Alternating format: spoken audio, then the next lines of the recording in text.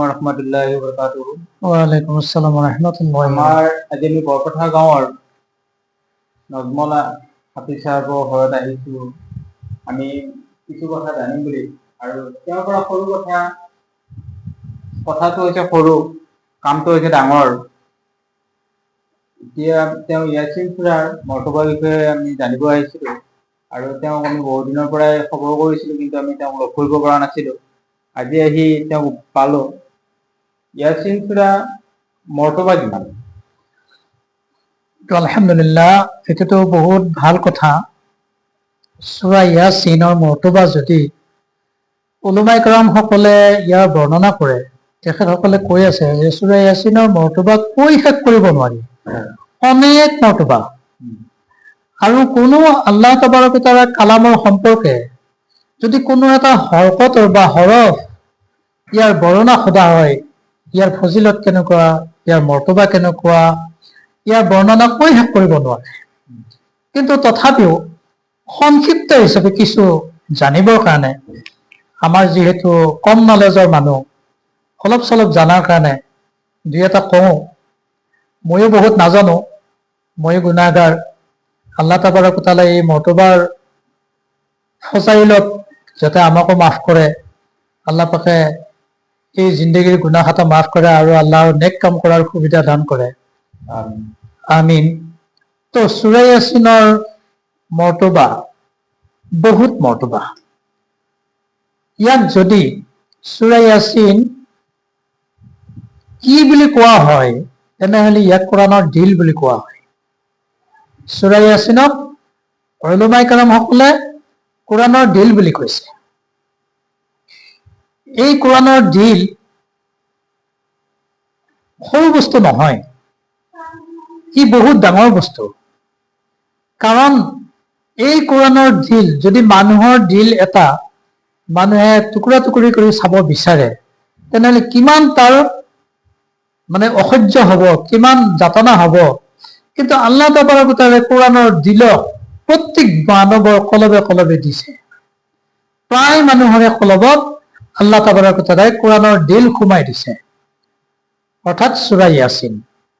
এই সূৰা ইয়াছিন যি বান্দাই পঢ়ে, সেই বান্দাৰ কাৰণে আল্লাহৰ ৰহমতৰ দৰজা বুলন্দ কৰে, বা অৰ্থাৎ খুলি দিয়ে। তাৰ ঘৰত ৰহমতৰে ভৰপূৰ কৰে। আৰু কোনো বান্দাই যদি ৰোজানা দুবাৰ সূৰা ইয়াছিন তিলাৱত কৰে, যেনে ফজৰ বাদ আৰু মাগৰিব বাদ, তাৰ ঘৰত অনেক ৰহমত আল্লাহ পাকে ঢালি দিয়ে, আৰু তাৰ জীৱনত বৰকত হয়। আৰু সি যিকোনো হালতত ওলাই যোৱাৰ সময়ত যতেই নাযাওক, সূৰা ইয়াছিনৰ বৰকতত আল্লাহ তাবাৰক ও তাআলাই আকস্মিক ভাৱে যিবিলাক মুসিবত আছে, সেই মুসিবতৰ পৰা হেফাজত কৰিব। সূৰা ইয়াছিন এনেকুৱা বস্তু, যাৰ লগত থাকে, সূৰা ইয়াছিনে কয় যে মোৰ লগৰী হয়, মোৰ সাথী হয়। যদি এজন বান্দাই পঢ়ি পঢ়ি তাৰ জীৱনত আমল কৰি গৈছে দুনিয়াৰ ভিতৰত, আৰু মৃত্যুৰ পিছত সি সূৰা ইয়াছিন কবৰত লৈ গৈছে, তো তাৰ কাৰণে কবৰত সূৰা ইয়াছিনে একজন নজোৱান যুৱকৰ দৰে খাৰা হৈ থাকিব। আৰু সেই জোৱানজনক সোধা হব মনকিৰ নেকিৰ আহিলে, যে তুমি কিয় থিয় হৈ আছা, আমি এই মুৰ্দা ব্যক্তিক প্ৰশ্নৰ জবাব ল'ব আহিছো, তুমি ইয়াৰ পৰা আঁতৰি দিয়া। তেতিয়া সেই সূৰা ইয়াছিনে কব যে এই বান্দাই দুনিয়াৰ ভিতৰত মোক বহুতেই আমল কৰিছিল, যি পৰ্যন্ত ইয়াক জান্নাতত সোমাই দিব নোৱাৰিম, সেই পৰ্যন্ত মই ইয়াৰ পৰা আঁতৰি নাযাম। ইয়াৰ লগতে আৰু এটি সূৰা আছে, উলামায়ে কেৰাম সকলে বয়ান কৰিছে, যে সূৰা মুলুক। সূৰা মুলুকো মানুহে মুখস্থ পঢ়িব লাগে, মুখস্থ হওক চাই হওক। সি ৰোজানা ইশাৰ বাদ ৰাতি এবাৰ হলেও তিলাৱত কৰিব লাগে। এইকাৰণে কৰিব লাগে, সূৰা ইয়াছিন আৰু সূৰা মুলুক দুয়োটাই সূৰায়ে কবৰত আল্লাহ তাবাৰক ও তাআলাৰ ওচৰত দাবী কৰিব, হে আল্লাহ, এই বান্দাই আমালোকক মৰ্তবা শুনি আমল কৰিছিল, যে তোমাৰ নবীয়ে কৈছে, তুমি কোৱা শুনি তোমাৰ নবীয়ে কৈছে, যে নবীয়ে উম্মত সকলক কৈছে, হে উম্মত সকল, তোমালোকে সূৰা মুলুক তিলাৱত কৰা, আৰু মুৱাতৰ বা কবৰ আজাবৰ পৰা তুমি ৰেহাই পাবা। আৰু তাৰ কথা শুনি সেই কথাখিনি আমল কৰিছিল বান্দাই। এই বান্দাক যেতিয়ালৈকে আমি জাহান্নামৰ পৰা মুক্ত কৰিব নোৱাৰিম, কবৰৰ আজাৰৰ পৰা মুক্তি কৰিব নোৱাৰিম, জান্নাতত প্ৰৱেশ কৰাব নোৱাৰিম, তেতিয়ালৈকে মই ইয়াৰ পৰা আঁতৰি নাযাওঁ বুলি সূৰা মুলুকে আৰু ইয়াছিনে আল্লাহ তাবাৰক wa তাআলাক দাবী কৰে।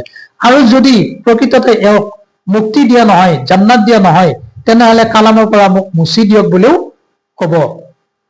গতিকে ভাই, সূৰা ইয়াছিন আৰু সূৰা মুলুকৰ বহুত ফজিলত আছে। সূৰা ইয়াছিন যদি কোনোবাই ঘৰত তিলাৱত কৰি থাকে, সেই ঘৰত সকলো বস্তুৰে কি হয়, ৰহমতপূৰ্ণ হয়। আল্লাহ তাবাৰক wa তাআলা ৰহমত বৰকত নাজিল কৰে। আৰু সূৰা ইয়াছিন যদি এজন মানুহ, মোৰ ভাই এজন বা কোনোবা বান্দা এজন কবৰত থৈ অহাৰ পিছত যদি মই তাতে বা আপুনি থিয় হৈ পেলাই পঢ়ি থাকে, সকলো মানুহ যদি গুচিও আহে, মনকিৰ নেকিৰ চোৱাল জোৱাবত সহজ হব। উলামায়ে কেৰাম সকলে কয়, নবী কৰীম সাল্লাল্লাহু আলাইহি সাল্লামে বিবি খাদিজাৰ কবৰত অকলে অকলে দোৱা কৰি আছিল। এই দোৱা কি কৰিছিল? সূৰা ইয়াছিন পাঠ কৰি আছিল। আৰু বহুত হক্কানি আলিম বিলাকে কি কৰে, তেখেতৰ ৰিষ্টেদাৰ বিলাকৰ কবৰত থিয় হৈ গোটেই মানুহ গুচি অহাৰ পিছতো তেওঁ তিলাৱত কৰি থাকে। তাৰমানে মনকিৰ নেকিৰ কাৰণে চোৱাল জবাব সহজ শিথিল হয়। তাৰ কাৰণে ভাই দস্ত বুজুৰ্গ, সূৰা ইয়াছিন আমল কৰিব লাগে। সূৰা ইয়াছিনৰ মৰ্তবা জানিলেই নহব বা শুনিলেই নহব। শুনাৰ নাম মুছলিম নহয় বা ইছলাম নহয়, জানাৰ নামো মুছলিম নহয়, ইছলাম নহয়, কিন্তু আমল কৰাৰ নাম বা ইমানৱালা সকলৰ নাম। প্ৰকৃত মুমিন যোনে হয়, প্ৰকৃত ইমানদাৰ যোনে হয়, সি সূৰা ইয়াছিন আমল কৰিব, সূৰা মুলুক আমল কৰিব, অকিয়া আমল কৰিব। চাব, অকিয়া আমল কৰিলে আপুনি ৰিজিকৰ কাংগাল নহয়, ৰিজিকৰ অভাৱ নহয়। সূৰা অকিয়া উলামায়ে কেৰাম সকলে কৈছে, নবী কৰীম সাল্লাল্লাহু আলাইহি ওয়াসাল্লামৰ মুখৰ পৰা শুনি তাফসীৰ কৰিছে, তৰ্জমা কৰিছে। সূৰা অকিয়া ৰোজানা মাগৰিব বাদ এবাৰকৈ পঢ়ক নিজৰ ঘৰত, ৰিজিকত বৰকত হ'ব। আজি হাঁহ টকা, হাঁহ দুনিয়া, হাঁহ ৰুজি কৰি আমি ঘূৰি ফুৰি আছো। যদি সূৰা অকিয়া আমি তিলাৱত কৰো, ইনশাআল্লাহ ইনশাআল্লাহ জৰুৰ জৰুৰ আমাৰ ঘৰত ৰিজিকত বৰকত হ'ব। ঠিক তেনেধৰণে সূৰা মুজাম্মিল পঢ়ক, সূৰা মুদ্দাথিৰ পঢ়ক, সূৰা ৰহমান পঢ়ক, সূৰা ইয়াছিন পঢ়ক। এনেকৈ যদি আমি সূৰা আমল কৰো, কালামে পাক তিলাৱত কৰো, তেতিয়াহ'লে আমাৰ ঘৰত কি হ'ব, সকলো বান্দাই বা সকলো ব্যক্তিয়ে কোৰআন শৰীফৰ শুনাত পঢ়তকৈ শুনাৰ বেছি সমান সব পাব। পঢ়াটো যিমান সব পাব, শুনাজনেও সিমানেই সব পাব। আৰু তেতিয়া কি হ'ব, মানুহবিলাক আগ্ৰহিত হ'ব কোৰআন পঢ়িবৰ কাৰণে। আজি এতিয়া আমি কোৰআন শৰীফ নপঢ়োৱে, আমাৰ আগ্ৰহ ক'ত হ'ব, আমাৰ ল'ৰা ছোৱালী আগ্ৰহ ক'ত হ'ব। গতিকে দোস্ত বুজুৰ্গ, মহান তাবাৰক wa তাআলা, আল্লাহ তাবাৰক wa তাআলাই যি কোৰআন দিছে, পৃথিৱীৰ 1 নম্বৰ গ্ৰন্থ, এই কোৰআন যদি আমাৰ মাজত নাথাকে, আমাক কোনে চুপাৰিশ কৰিব? আমাক ক'ৰ পৰা বৰকত পাম, ক'ৰ পৰা ৰহমত পাম, আৰু ক'ৰ পৰা হিদায়াত পাম? কোৰআন হৈছে হিদায়াতৰ এটি জাগা। কোৰআন যিসকলে পঢ়িব, সি আল্লাহৰ লগত কথা বতৰা কব। নামাজ যিসকলে পঢ়িব, আল্লাহৰ লগত মিয়াৰাজ হ'ব, অৰ্থাৎ দেখা সাক্ষাৎ হ'ব। সেইকাৰণে কৈ আছে, উলামায়ে কেৰাম সকলে কৈছে, নামাজ পঢ়িলে আপুনি এনেকৈ ভাবক যে মোক আল্লাহে দেখি আছে। মই দেখাটো যদি ভাব নাহে, মই আল্লাহক দেখি আছো বুলি ভাবিব লাগে, মই আল্লাহৰ সৈতে কথা পাতি আছো বুলি ভাবিব লাগে। যদি ইমানখিনি ভাব নাহে, উলামায়ে কেৰাম সকলে কৈছে যে মোক আল্লাহে দেখি আছে, এই ভাব লৈ আমি নামাজ পঢ়ো, তেতিয়া আল্লাহৰ লগত মিয়াৰাজ হ'ব, অৰ্থাৎ দিদাৰ হ'ব, দেখা হ'ব। আমি নামাজ পঢ়িব লাগে, বেছি বেছিকৈ কোৰআন তিলাৱত কৰিব লাগে। আপোনাৰ কথাখিনি গোটেইখিনি শুনি বহুত ভাল লাগিছে। আপুনি পোনপ্ৰথমে আমাৰ ইয়াছিন সূৰাটো আপোনাৰ অসুবিধা নহ'লে, আৰু আপুনি বোধকৈ অসুবিধা নকৰেই। আমাৰ যিসকল ব্যক্তিয়ে এই ভিডিঅ'টো চাব, ইয়াছিন সূৰাটো শুনিও তেওঁলোক বহুতো উপকৃত হ'ব বুলি মই ভাবোঁ। সেয়ে মই আপোনাৰ ওচৰত ইয়াছিন সূৰাটো পঢ়াই দিবৰ কাৰণে মই অনুৰোধ কৰিছোঁ। ইনশাআল্লাহ চেষ্টা কৰিম। أعوذ بالله من الشيطان الرجيم. بسم الله الرحمن الرحيم. ياسين والقرآن الحكيم إنك لمن المرسلين على صراط مستقيم تنزيل العزيز الرحيم لتنذر قوما ما أنذر آباؤهم فهم غافلون لقد حق القول على أكثرهم فهم لا يؤمنون إنا جعلنا في أعناقهم أغلالا فهي إلى الأذقان فهم مقمحون وجعلنا من بين أيديهم سدا ومن خلفهم سدا فأغشيناهم فهم لا يبصرون وسواء عليهم أأنذرتهم أم لم تنذرهم لا يؤمنون إنما تنذر من اتبع الذكر وخشي الرحمن بالغيب فبشره بمغفرة وأجر كريم إنا نحن نحيي الموتى ونكتب ما قدموا وآثارهم وكل شيء أحصيناه في إمام مبين واضرب لهم مثلا أصحاب القرية إذ جاءها المرسلون إذ أرسلنا إليهم اثنين فكذبوهما فعززنا بثالث فقالوا إنا إليكم مرسلون قالوا ما أنتم إلا بشر مثلنا وما أنزل الرحمن من شيء إن أنتم إلا تكذبون قالوا ربنا يعلم إنا إليكم لمرسلون وما علينا إلا البلاغ المبين قالوا إنا تطيرنا بكم لئن لم تنتهوا لنرجمنكم وليمسنكم منا عذاب أليم قالوا طائركم معكم أئن ذكرتم بل أنتم قوم مسرفون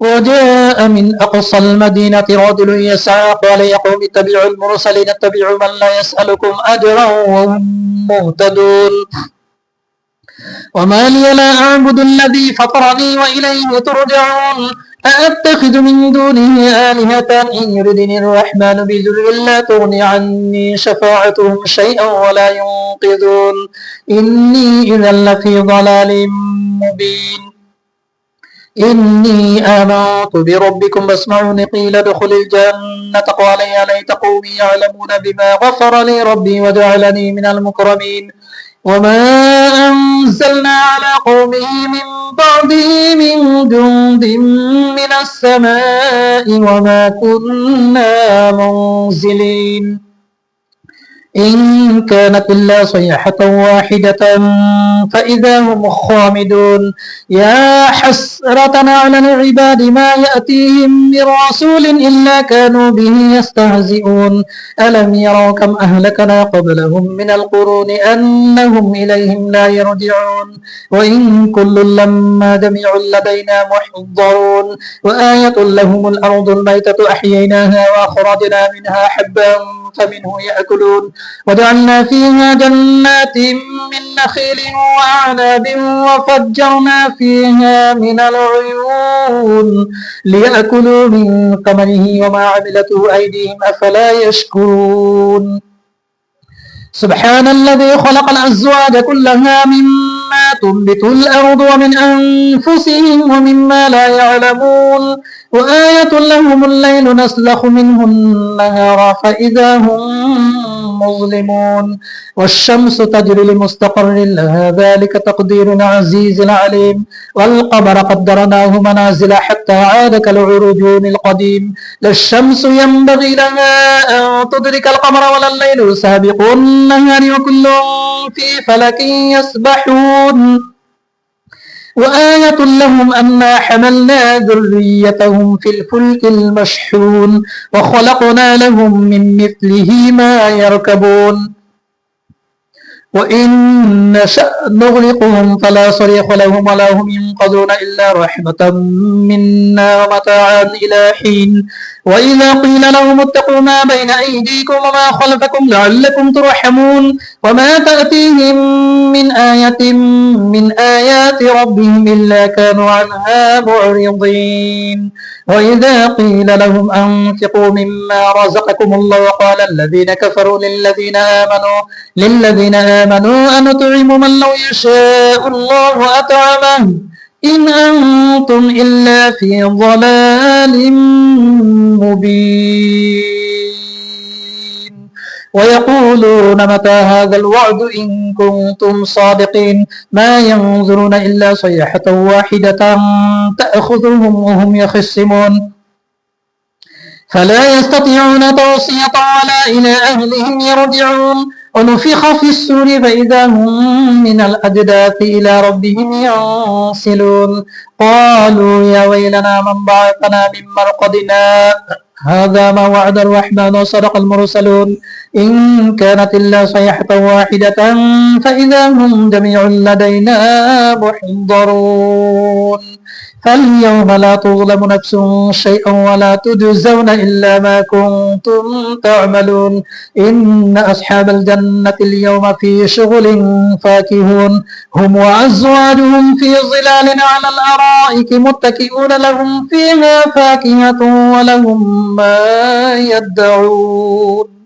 سلام قولا من رب رحيم وامتازوا اليوم أيها المجرمون ألم أعهد إليكم يا بني آدم ألا تعبدوا الشيطان إنه لكم عدو مبين وأن اعبدوني هذا صراط مستقيم ولقد أضل منكم جبلا كثيرا أفلم تكونوا تعقلون هذه جهنم التي كنتم توعدون اصلوها اليوم بما كنتم تكفرون اليوم نختم على أفواههم وتكلمنا أيديهم وتشهد أرجلهم بما كانوا يكسبون ولو نشاء لطمسنا على أعينهم فاستبقوا الصراط فأنى يبصرون ولو نشاء لمسخناهم على مكانتهم فما استطاعوا مضيا ولا يرجعون ومن نعمره ننكسه في الخلق فلا يعقلون وما علمناه الشعر وما ينبغي له إن هو إلا ذكر وقرآن مبين لينذر من كان حيا ويحق القول على الكافرين أولم يروا أنا خلقنا لهم مما عملت أيدينا أنعاما فهم لها مالكون وذللناها لهم فمنها ركوبهم ومنها يأكلون ولهم فيها منافع ومشارب أفلا يشكرون واتخذوا من دون الله آلهة لعلهم ينصرون لا يستطيعون نصرهم وهم لهم جند محضرون فلا يحزنك قولهم إنا نعلم ما يسرون وما يعلنون أولم يرى الإنسان أنا خلقناه من نطفة فإذا هو خصيم مبين وضرب لنا مثلا ونسي خلقه قال من يحيي العظام وهي رميم قل يحييها الذي أنشأها أول مرة وهو بكل خلق عليم الذي جعل لكم من الشجر الأخضر نارا فإذا أنتم منه توقدون أوليس الذي خلق السماوات والأرض بقادر على أن يخلق مثلهم بلى وهو الخلاق العليم إنما أمره إذا أراد شيئا أن يقول له كن فيكون فسبحان الذي بيده ملكوت كل شيء وإليه ترجعون